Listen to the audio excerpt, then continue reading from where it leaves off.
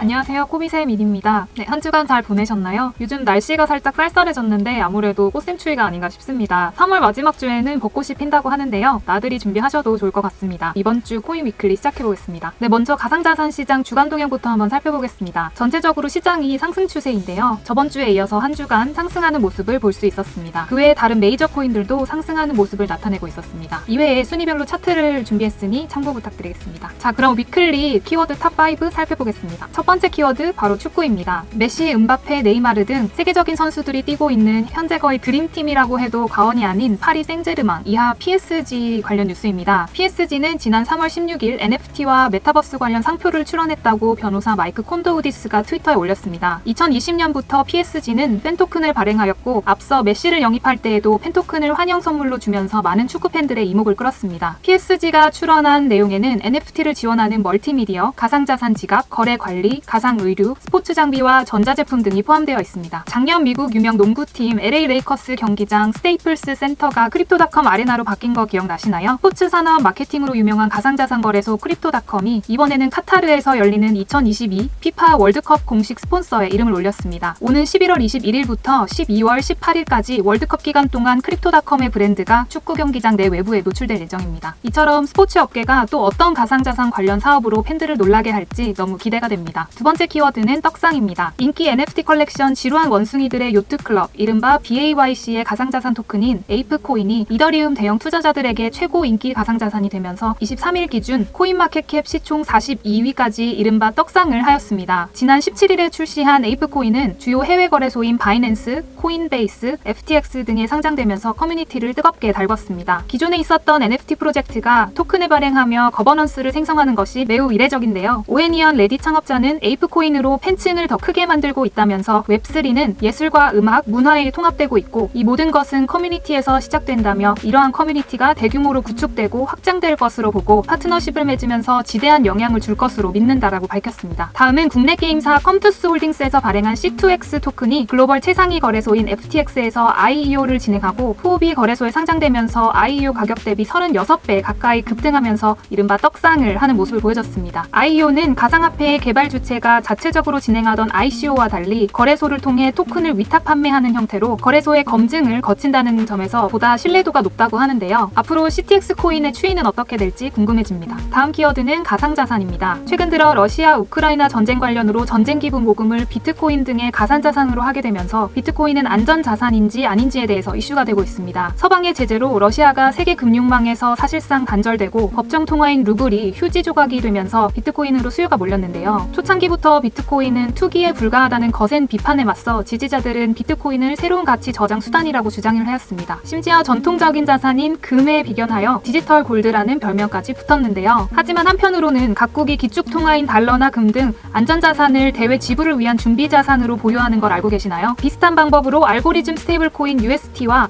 네이티브 통화 루나로 만들어진 세라 생태계의 준비자산으로 비트코인을 보유를 위해 테라가 비트코인을 1억 2,500만 달러치 매입했다고 유명 가상자산 분석가 라크 데이비스가 트윗을 통해 언급했습니다. 테라랩스 권도영 대표는 테라가 100억 달러 규모의 비트코인을 보유하게 되며 비트코인이 기준이 되는 새로운 통화 시대를 열 것이라고 트위터에서 강조했습니다. 비트코인이 진정한 안전자산으로 각광을 받을지 아니면 외면을 받을지 함께 지켜보겠습니다. 네 번째 키워드는 SEC입니다. 미국 증권거래위원회는 트위터에 글 올릴 자유를 달라하는 일론 머스크의 행동에 대해 강하게 비판하고 나섰습니다. 테슬라 최고 경영자 일론 머스크는 보유 주식 10% 매도라는 돌발 트윗을 조사 중인 미국 증권 규제 당국이 이 조사에 반발하는 머스크를 향해 경솔하다고 비판했습니다. SEC는 머스크가 트위터 계정을 사용해 투자자들에게 정보를 공개하는 한 SEC는 머스크의 트윗을 합법적으로 조사할 수가 있다며 머스크가 조사에 반대하는 것은 경솔하다라고 지적했습니다. 머스크는 이 트윗을 두고 SEC가 조사에 착수하자 표현의 자유가 침해당했다고 반발하였는데요. 그동안 머스크는 SEC가 자신의 트위터 활동에 대해 사전 승인을 받도록 한 조치가 괴롭히기라고 주장했습니다. 반면 SEC는 2018년 합의를 이유로 사전 승인 절차를 꼭 거친 뒤 트위터 활동을 해야 한다고 강조했습니다. 21일 코인데스크에 따르면 SEC는 위즈덤트리와 원리버의 비트코인 현물 ETF의 승인 신청에 대한 결정을 연기했습니다. SEC는 각 신청건에 대해 제한된 규칙 변경과 관련 의견을 충분히 고려할 수 있도록 조치를 취할 기간을 정하는 것이 적절하다고 판단했다며 지금까지 결정 연기 사례들과 같은 이유를 제시했습니다. 있습니다. 이에 따라 원리버는 4월 3일, 위즈덤트리는 5월 15일로 결정이 미뤄졌습니다. 지금까지 SEC는 비트코인 현물 ETF에 대한 결정을 거부하거나 보류해 왔는데요. 과연 언제쯤에나 결과가 나올지 궁금해집니다. 마지막 키워드입니다. NFT 사업인데요. 마크 주커버그 메타 CEO가 세계 최대 엔터테인먼트 축제 사우스 바이 사우스 웨스트 페스티벌에서 진행된 패널 토론에서 가까운 시일 내에 인스타그램이 NFT가 도입될 것이라고 밝혔습니다. 자세한 내용을 말하진 않았지만 올해 초 인스타그램 이용자들이 NFT를 프로필에 사용할 수 있도록 할 예정이라고 밝힌 적이 있습니다. 국내 광고회사 제일기획에서 국내 광고회사 중 최초로 NFT 사업에 뛰어든다고 하는데요. NFT 발행뿐만 아니라 거래할 수 있는 마켓플레이스까지 출시할 예정이라고 밝혔습니다. 한편으로는 네이버와 카카오가 최근 주목받고 있는 대체불가 토큰인 NFT 분야에서도 주도권을 잡기 위한 경쟁을 펼치고 있습니다. 카카오는 그라운드 X와 카카오 엔터프라이즈 등 계열사를 통해 NFT 시장에서 직접 진출하고 있고, 네이버는 제휴를 통해 라인 넥스트에서 개발 중인 글로벌 NFT 플랫폼 도시에서 네이버의 기술과 컨텐츠를 결합하고 이용자들에게 편리한 NFT 경험을 제공하겠다는 계획입니다. 국내 NFT 사업의 판도는 과연 어떻게 될까요? 이상으로 한 주간의 가상자산 시장 동향을 알려드리는 코인위클리였습니다. 감사합니다.